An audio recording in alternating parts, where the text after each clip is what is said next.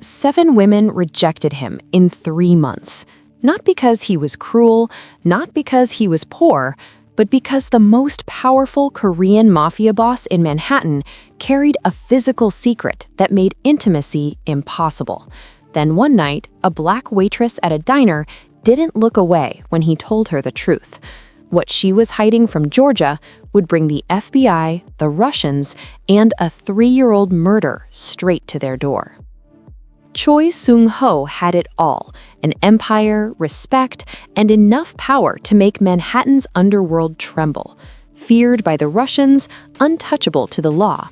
But when it came to love, every woman left the same way: shocked, apologetic, gone.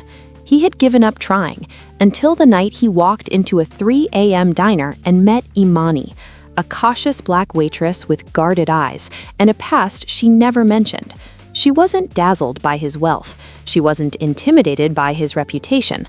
What Sun-ho didn't know was that Immani was running from a lethal secret of her own, one that would pull the Korean mob, a Russian gang war, and a fugitive warrant into the open. And when their pasts finally caught up to them, only one question mattered: would they burn together or take down everyone who stood in their way? The neon sign buzzed above the empty street. Murphy's Diner, 24 hours. Sun-ho pushed through the door at 3:17 a.m., exhausted from another night of cleaning up someone else's mess. A shipment gone wrong, money owed, the usual chaos that came with running half of Manhattan's underworld. The place was nearly empty, just a drunk nodding off in a corner booth and a waitress behind the counter refilling salt shakers like she had all the time in the world. She looked up when the door chimed. Their eyes met for exactly 2 seconds before she went back to her salt shakers. No double take, no nervous smile, no sudden interest when she clocked his tailored suit and Rolex. Sun-ho slid into a booth by the window. She walked over with a pot of coffee, her movements efficient but unhurried. "Coffee? Please." She poured without looking at him, then pulled out a pad. "Kitchen's about to close, but I can get you eggs or a sandwich." "Just coffee." She nodded and turned to leave. "You work every night?"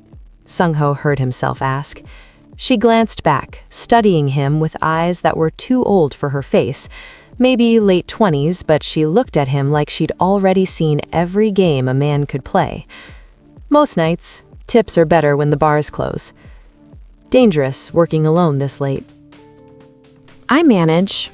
She shifted her weight, one hand resting near her apron pocket. "You a cop?" "Do I look like a cop?" "You look like someone who asks questions for a living."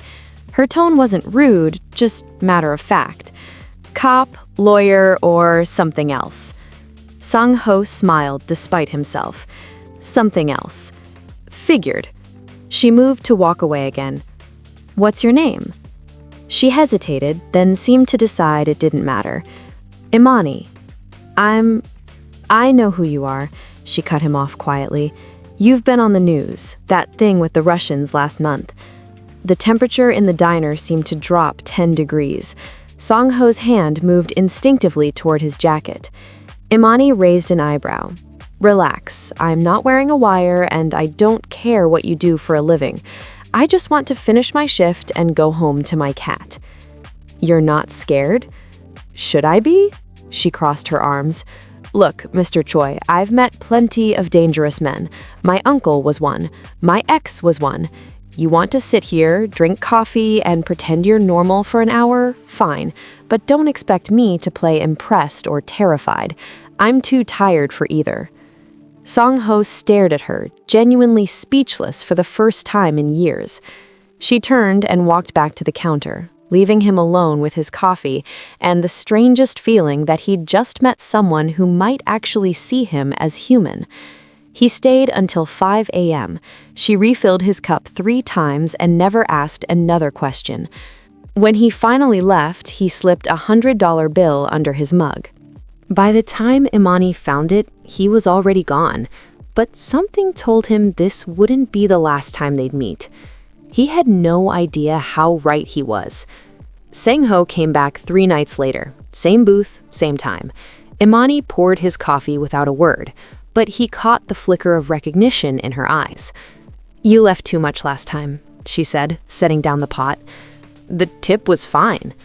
Tip was $100 for 2 cups of coffee. She pulled the folded bill from her apron and placed it on the table. "I don't take charity." It wasn't charity. Then what was it? Sang-ho looked at the money, then at her. Payment for conversation. We barely talked. Exactly. He pushed the bill back toward her. 5 minutes, that's all I'm asking. Immani crossed her arms, steadying him with those impossibly old eyes. 5 minutes of conversation costs $100 in your world?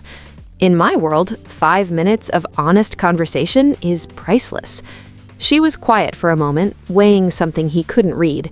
Finally, she glanced at the clock, then slid into the booth across from him. Clock's ticking. Sang-ho hadn't expected her to actually sit. He'd prepared a dozen opening lines, all of which suddenly felt hollow. "Why aren't you afraid of me?" he asked instead. "Should I be?" "Most people are." "I'm not most people." She leaned back against the worn vinyl. "Besides, fear is exhausting. I spent too many years being afraid. Now I just try to survive." "Survive what?" "My 5 minutes, my questions."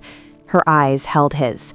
"Why does the richest man in Koreatown keep coming to a dive diner at 3 in the morning?"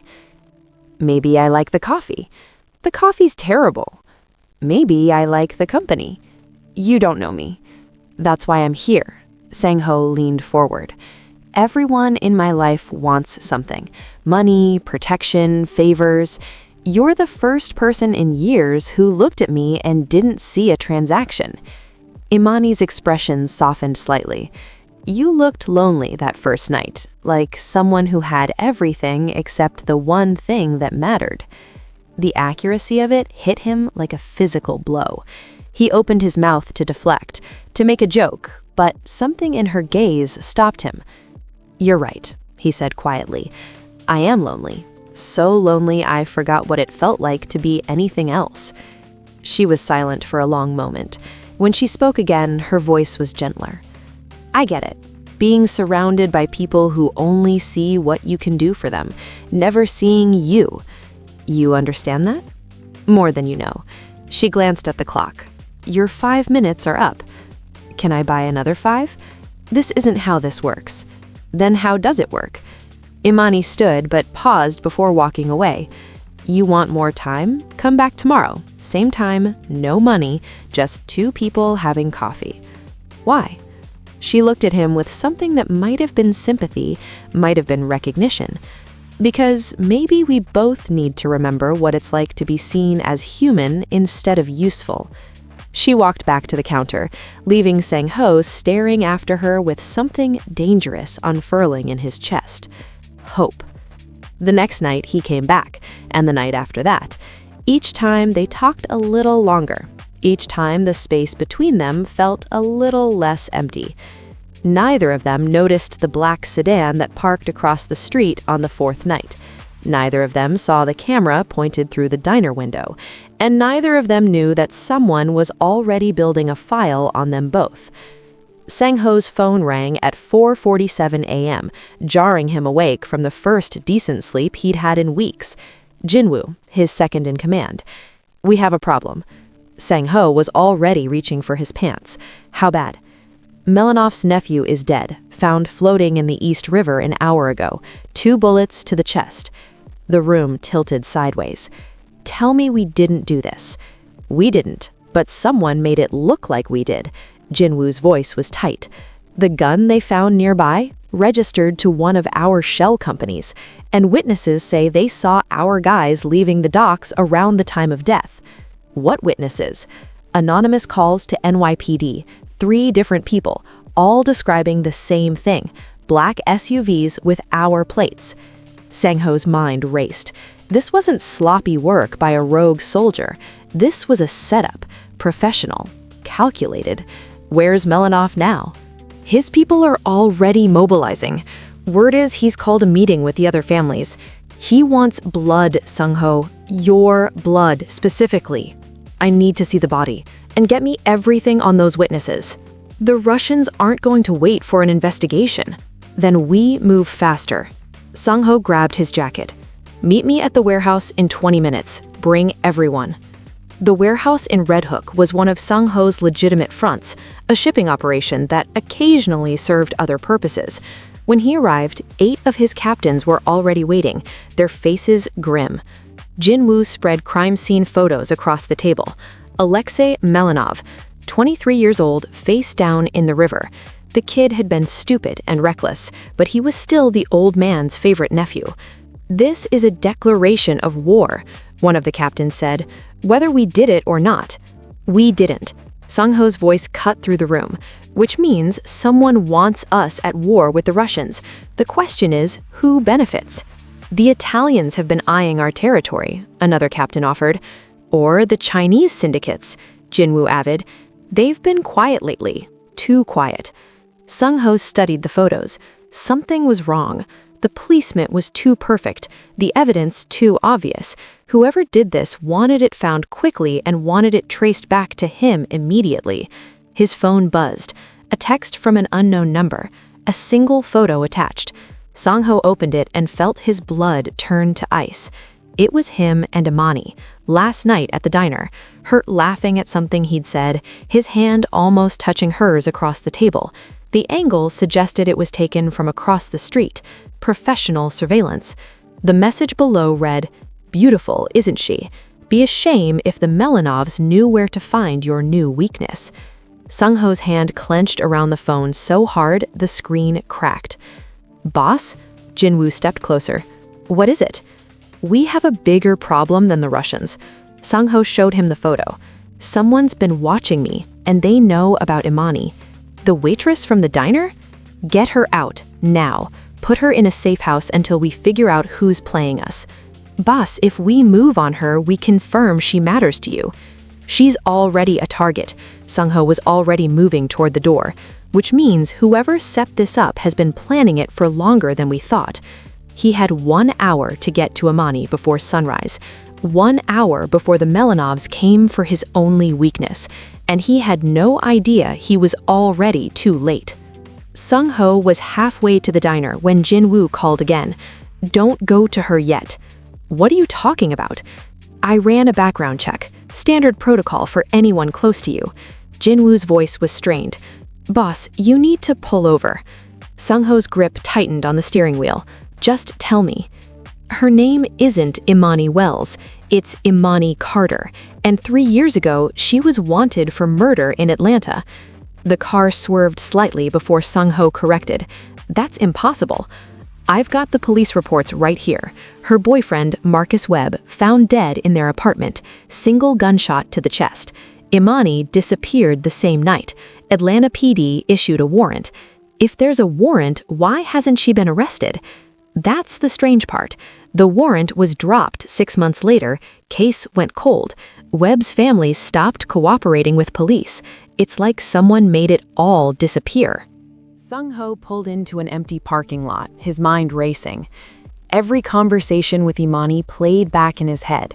Every careful word, every guarded expression. Who was Webb? Low-level enforcer for the Disciples, one of Atlanta's biggest crews. Jin-woo paused. "And boss, there's more. 2 weeks before he died, Webb was photographed meeting with FBI agents, multiple times." The pieces started falling into place, each one worse than the last. "You think she's federal?" "I think she's something. Could be an agent, could be a relocated witness, could be she really did kill him and someone helped her vanish." Jin-woo's voice dropped. "Either way, she lied to you about everything." Sun-ho stared at the dashboard, feeling like the ground had opened beneath him. "Send me everything you have." His phone buzzed with incoming files. Police reports, crime scene photos, a younger Immani standing next to a man with dead eyes and gang tattoos covering his arms. She looked different then, harder, more frightened. The police report detailed the scene. Marcus Webb shot once through the heart. No forced entry, no signs of struggle except blood spatter suggesting he'd been standing when shot. Imari's clothes found in the bedroom, her purse gone, her car abandoned 3 blocks away. The witness statements were sparse. Neighbors heard a gunshot around 11 p.m. No one saw Immani leave. By the time police arrived, she was gone. But it was the final note in the file that made Sun-ho's blood run cold. Webb's sister, Kiana, had initially told police that Marcus had been planning to kill Immani, that he'd discovered she knew about his FBI cooperation, that it was self-defense. Then Kiana recanted, said she'd been mistaken, confused by grief. The case collapsed without her testimony. "Boss, what do you want to do?" Jinwoo asked. Sun-ho closed his eyes. He'd spent weeks with Immani, learning her laugh, memorizing the way she tilted her head when she was thinking. He'd shared things with her he'd never told anyone, and she'd been lying the entire time. Or had she? The girl in those police photos looked terrified, not calculating. And if it really was self-defense, running made sense. A black woman from the hood killing her boyfriend who was about to be a federal witness. No jury would believe her. "Where is she now?" Sun-ho asked. "Still at the diner. Her shift ends in an hour." "Send 2 men to watch her building. No contact, just surveillance. I want to know if anyone else is looking for her." "And you?" Sun-ho started the car. "I'm going to ask her who she really is, and God help us both if she lies to me again." Sun-ho didn't go to the diner. He called Immani from a blocked number and told her to meet him at an address in Red Hook. His voice left no room for negotiation. When she arrived at the warehouse an hour later, Jinwoo and 2 other men were waiting with him. Immani walked in wearing her diner uniform under a worn jacket, and Sun-ho watched her clock the situation immediately. Her hand moved toward her purse. "Don't," Jinwoo said. Immani's eyes found Sun-ho's. "What is this?" He pulled out his phone and showed her the police report. "Tell me about Marcus Webb." All the color drained from her face. For a long moment, she just stared at the screen, and Sun-ho watched her carefully, looking for calculation, for deception, for anything that would tell him who she really was. "Can we do this alone?" she finally asked, her voice barely above a whisper. "No." "Sun-ho, please." "You lied to me about everything, so no, you don't get privacy. You get to explain right here why I shouldn't assume you're either a cop or playing some game I don't understand."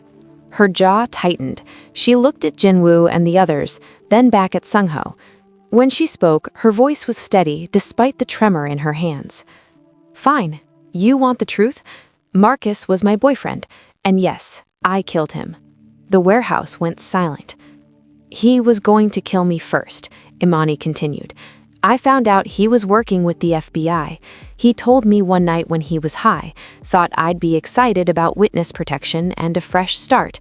But the disciples found out about his deal. They sent people to our apartment. Marcus panicked. She pulled up her shirt, revealing a jagged scar along her ribcage. He shot me first, thought if he delivered my body, they'd forgive him. I went down. He was standing over me, about to finish it when I grabbed his ankle. He fell. The gun went off." "And then you ran," Sun-ho said. "I was 19, bleeding, with a dead body in my apartment. The disciples would have killed me. The FBI would have wanted answers I couldn't give. So I took Marcus's cash, got to a clinic that didn't ask questions, and disappeared." "Why should I believe any of this?" "Because I'm still here." Immani's voice cracked. "I could have run the second you started acting strange, but I didn't.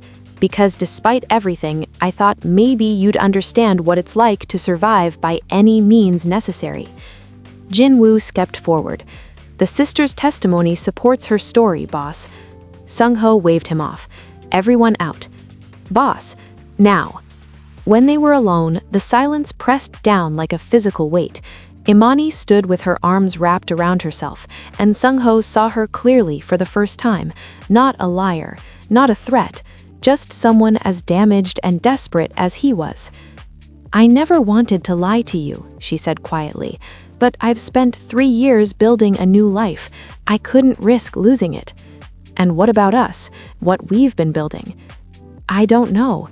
I wanted it to be real, but I was terrified the second you knew the truth, you'd look at me like I was broken. She met his eyes. The way you're looking at me right now.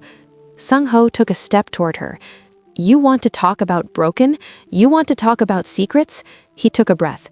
I can't be with women, not physically. I'm too big. Every woman I've tried with ends up in pain or panicking or walking out because they're afraid I'll hurt them. I'm blinking, processing. That's your complication? 7 women in 3 months, all with the same terrified look when things progressed. She was quiet for a moment, then closed the distance between them. We're both disasters, aren't we? Completely. So what do we do? Sun-ho took her hands. We stop lying, we stop running, and we figure out if 2 broken people can actually make something whole. She kissed him then, and for the first time in years, Sun-ho felt like he could breathe. Viktor Melanov sat in the back room of a Brighton Beach restaurant, spreading surveillance photos across the table like tarot cards predicting death. Each one showed Sun-ho with the same black woman, the diner, a coffee shop in Queens, walking through Central Park at dawn. This is her? Victor asked, his accent thick as smoke. The man across from him nodded. Ivan Kozlov, Victor's nephew and closest advisor since Alexei's murder. Immani Carter, waitress, originally from Atlanta, been in New York 3 years. And she matters to him? He's with her almost every night, changes his schedule for her. Last week, he left a meeting with the Chinese to take her call. Ivan pushed another photo forward. This was taken yesterday. The image showed Sun-ho and Immani leaving the Red Hook warehouse, his arm around her shoulders, her head resting against his chest. Even in a still photograph, the intimacy was unmistakable. Victor's smile was cold. The great Choi Sun-ho has a weakness after all. We could grab her, use her to draw him out. Too obvious, he'd expect that. Victor studied the photos with the patience of a man who'd outlived 3 generations of enemies. No, we do this carefully. First, we learn everything about her, where she goes, who she sees, what secrets she's hiding. Everyone has secrets, Ivan. We find hers and we use them to destroy them both. Ivan pulled out a tablet, swiping through documents. Already started. Background check came back interesting. She's using a fake social security number. The real Immani Wells died in a car accident in Florida 5 years ago. So our waitress stole a dead girl's identity. Victor leaned back, pleased. What is she running from? Still digging, but I have contacts in Atlanta PD. If she left something behind, we'll find it. Good. And Ivan, Victor's eyes hardened.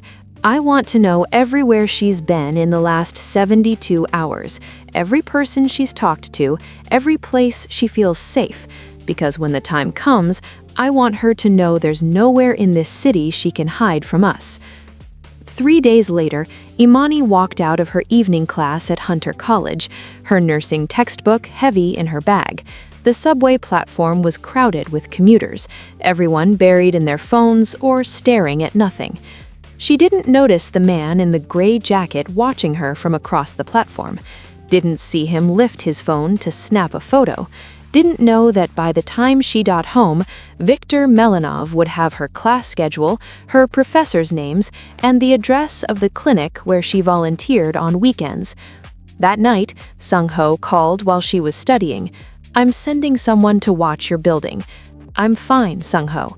The Russians are moving, I can feel it. Just let me put protection on you until this settles. Immani looked at her small apartment, at the life she'd built from nothing. If you put guards on me, everyone will know I matter to you. Isn't that what you're trying to avoid? Sun-ho was quiet. Then promise me you'll be careful. Text me when you get home. Call if anything feels wrong. I promise. She meant it, but promises couldn't stop what was already in motion. Across the street, in a parked van, Ivan Kozlov adjusted his camera lens and smiled. Tomorrow, they'd start phase 2, The photos, the messages, the pressure. By the end of the week, they'd know every secret Immani Carter had buried in Atlanta, and then they'd watch Sun-ho's world burn. Immani's phone rang at 2:34 a.m., unknown number. She almost didn't answer, but something made her reach for it in the dark. "Immani?" A woman's voice, trembling and familiar. "Immani, it's Kiana." Immani sat up so fast her head spun. "Kiana? How did you—" "They have me!" Kiana's voice broke. "These men, they grabbed me outside my apartment. They know about Marcus. They know everything." Ice flooded Immani's veins. "Who has you? Where are you?" A different voice came on the line, male, accented. "Miss Carter, or should I say Miss Wells?" Victor Malenov's laugh was soft, poisonous. "Your friend here has been very helpful, filled in some depths about Atlanta, about Marcus Webb, about why you ran." "Let her go. She has nothing to do with this." "But she does. She's the one who helped you disappear, yes? Lied to police, protected a murderer." Victor's tone shifted, cold as a blade. "Here's what's going to happen. You're going to Pier 17 in 1 hour, alone. You tell Sun-ho or anyone else, and Kiana's body goes in the river." "I'll come. Just don't hurt her." 1 hour, Miss Carter. Clock is ticking." The line went dead. Immani sat in the darkness, her mind racing. She could call Sun-ho, but Victor would know. These people had been watching her for days, maybe weeks. They'd see any move she made. She thought about running, about letting Kiana pay for the mercy she'd shown 3 years ago, but she couldn't. Kiana saved her life by lying to the police. She'd lost her brother and still protected Immani's secret. Immani couldn't let her die for that kindness. She dressed quickly, grabbed the small canister of pepper spray from her nightstand, and headed for the door. Her phone buzzed with a text from Sun-ho. "Can't sleep. Thinking about you." Her fingers hovered over the keyboard. She could tell him, should tell him, but the image of Kiana's body in the river stopped her. She typed back, "Thinking about you too. Get some sleep." Then she turned off her phone and walked into the night. 15 minutes after she left, one of Sun-ho's men watching her building called in. "Boss, she just left, moving fast, looks scared." Sun-ho was already out of bed. "Follow her. Don't engage, just track." She's heading toward the waterfront. Every alarm in Sun-ho's head started screaming. He called Jin-woo. "The Russians have her. Get everyone to the docks now." "Which dock?" "All of them." And Jin-woo, "We might already be too late." Pier 17 was empty except for the wind off the water and a single shipping container with its door open. Immani approached slowly, her hand gripping the pepper spray in her pocket like a lifeline. "Kiana?" Immani called out. "In here." Kiana's voice came from inside the container, weak and frightened.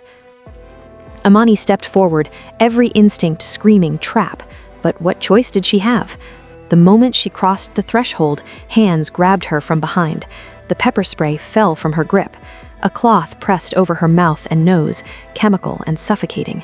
Her last thought before darkness took her was of Sun-ho's face that morning, the way he'd smiled when she'd made him laugh.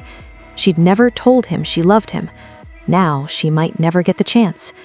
When Sun-ho arrived at Pier 17 20 minutes later, the shipping container was empty except for Immani's pepper spray on the ground and a phone propped against the wall playing a video on loop.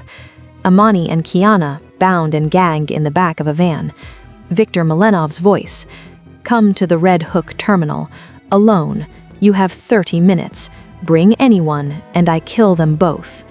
Sun-ho stared at the screen, watching Immani's terrified eyes. Jin-woo grabbed his arm. "It's a trap. He wants you dead." "I know." Sun-ho checked his gun. "That's why you're not coming with me." "Boss!" "That's an order." He looked at his second in command, his friend. "If I don't make it out, you run the organization, you protect our people, and you make Victor Melanov suffer for this." Then he walked toward his car, toward certain death, because some things were worth dying for, and Immani was all of them. The Red Hook terminal was a graveyard of rusted cranes and abandoned shipping containers. Sun-ho parked under a flickering streetlight and stepped out, hands visible, gun left in the car. The wind off the water carried the smell of salt and decay. Viktor Melanov stood at the end of the pier, flanked by 6 men with rifles. Between them, Immani and Kiana sat bound to chairs, duct tape over their mouths. Even from a distance, Sun-ho could see the bruise darkening Immani's cheek. "Choi Sun-ho," Viktor called out, "the man who thinks he's untouchable. Walk forward, slowly." Sun-ho did as instructed, every step measured, his eyes locked on Immani. She was shaking her head frantically, trying to tell him something through the tape, her eyes screaming at him to run. He kept walking. "That's close enough." Viktor raised his hand when Sun-ho was 20 feet away. "On your knees." Sun-ho knelt on the cold concrete, his dress pants soaking up oily water. "You have me. Let them go." "Let them go?" Viktor laughed. "You kill my nephew and think you can negotiate?" "I didn't kill Alexei. Someone set me up." "Does it matter? You delivered one of my men's bodies in a trunk. You humiliated my family. You thought there would be no consequences?" Viktor pulled out a pistol and pressed it against Kiana's temple. "This one first, I think. Payment for her brother's cooperation with the FBI." "Wait." Sun-ho's voice cracked. "Please, she's innocent. Immani's innocent.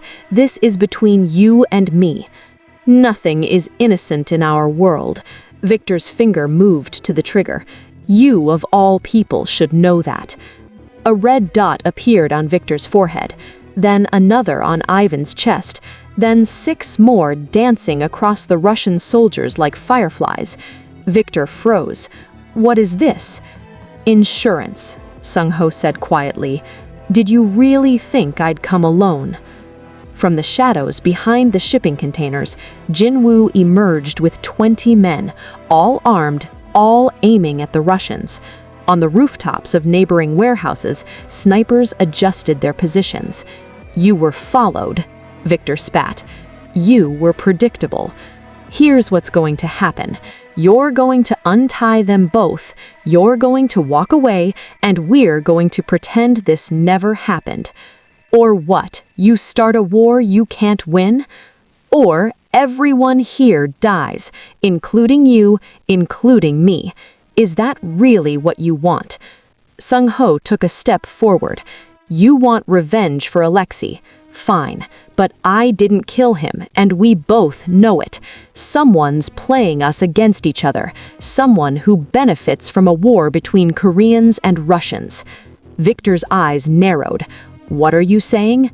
"I'm saying we have a common enemy, and we're both being manipulated." Sun-ho pulled out his phone and showed Viktor the surveillance photos someone had sent him. These were taken by professionals, same angle as the photos you received of me and Immani. Someone wanted you to know about her, wanted to give you leverage over me. Ivan stepped forward, studying the images. "He's right, Uncle.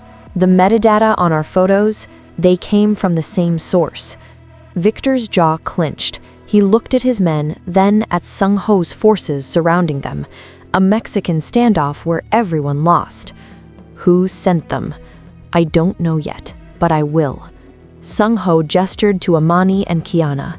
"Let them go and we find out together. Keep this going and whoever set this up wins." The silence stretched like a wire pulled too tight. Finally, Viktor lowered his gun and nodded to Ivan. "Cut them loose." Ivan moved toward the women with a knife. The moment Immani's hands were free, she ripped off the tape and stumbled towards Sun-ho. He caught her and she collapsed against him, shaking. "You stupid, stupid man, you could have died." "Not without you." He held her tight enough to bruise. "Never without you." Viktor holstered his weapon. "We're not done, Choi, but we have a temporary truce. Find who did this, then we talk." The Russians withdrew into the darkness, leaving Sun-ho standing with Immani in his arms and the certainty that he'd just made a deal with the devil. But as Jin-woo approached, his face grim, Sun-ho realized the night wasn't over. "Boss, we have a problem. While you were here, the FBI raided 3 of our operations. They knew exactly where to hit." Sun-ho's blood went cold. Someone had been waiting for this exact moment. The safe house in Queens was silent, except for Kiana's quiet crying in the next room. Immani sat on the couch, wrapped in Sun-ho's jacket, staring at nothing. Jin-woo stood by the window, phone pressed to his ear, coordinating damage control. 3 locations hit simultaneously, federal warrants. They seized records, cash, everything. Someone fed them our entire operation. Sun-ho paced, his mind working through the pieces. The surveillance photos, the murdered nephew, the perfectly timed raids. This wasn't random chaos. This was orchestration. "It's the FBI," Immani said quietly. "They found me. They're using you to get to me or me to get to you. Either way, we're both targets. Then we give them what they want before they take everything." Sun-ho pulled out his phone. "Jin-woo, get me a direct line to the FBI's Organized Crime Division." "Boss, you can't. I'm not going to prison and I'm not letting her go back to Georgia to face a murder charge." He looked at Immani. "There's only one way out of this. We burn it all down and walk away clean." 20 minutes later, Sun-ho was on a call with Special Agent Sarah Chen, her voice crisp and professional. "Mr. Choi, to what do I owe the pleasure?" "I want to make a deal." "I'm listening." "Complete immunity for Immani Carter. The warrant in Atlanta disappears. She walks away from all of this." Sun-ho's voice was steady. "In exchange, I give you everything. Viktor Melanov, the Bratva's operations, my own organization's structure, financial records, everything you need to dismantle organized crime in Manhattan." The silence on the other end stretched for 3 heartbeats. "That's quite an offer. What's the catch?" "I walk too. Clean slate for both of us. New identities if necessary, and protection for everyone in this room." "You're asking us to let a crime lord retire peacefully." "I'm offering you the biggest case of your career. 20 years of evidence. Names, dates, transactions. You'll make captain before Christmas." Agent Chen's laugh was cold. "And if I say no?" "Then everyone lawyers up, and you spend the next decade in court while witnesses disappear and evidence gets contaminated. Your choice, Agent. Justice served quickly or justice delayed indefinitely." Another pause. "Where are you?" "Send coordinates when we have a deal." "You have 48 hours to turn over preliminary evidence. If it's good, we'll talk immunity. If you're wasting my time, I'll bury you both." The line went dead. Sun-ho looked at Immani, then at Jin-woo. "Start gathering everything. Financial records, ledgers, names. We have 2 days to build a case that ends this." "Boss, you're really doing this? Burning everything you built?" "Everything I built isn't worth losing her." Sun-ho crossed to Immani and pulled her to her feet. "We start over. Together. Somewhere they can't find us." She touched his face. "You'd give up your empire for me?" "There is no empire without you. Not anymore." They spent the next 48 hours compiling evidence that would destroy dozens of lives. Sun-ho felt each name he wrote down like a betrayal, but Immani's hand in his kept him moving forward. On the second night, they drove to a warehouse in Brooklyn for the exchange. Agent Chen waited with 6 other agents, all armed. Sun-ho carried a thumb drive with enough information to bring down half of organized crime in New York. "This everything?" Chen asked, taking the drive. "That's the first installment. The rest comes when we have signed immunity deals." She nodded to her team. "Take them into protective." The shot came from nowhere. Agent Chen's head snapped back, blood spraying across the concrete. Her body hit the ground as chaos erupted. More gunshots, agents diving for cover. Sun-ho grabbed Immani and pulled her behind a car as bullets tore through metal and glass. Jin-woo appeared from the shadows, firing back at unseen attackers. "Boss, it's an ambush. We need to move." Through the gunfire, Sun-ho saw him, Viktor Melanov, standing on a catwalk above, holding a rifle with a scope. Their eyes met across the warehouse. Viktor smiled and aimed, not at Sun-ho, at Immani. The world went into slow motion as Sun-ho threw himself in front of her, as the rifle cracked, as pain exploded through his chest. He fell into Immani's arms, her scream the last thing he heard before darkness took him, and Viktor Melanov's laugh echoed through the warehouse like a promise of hell.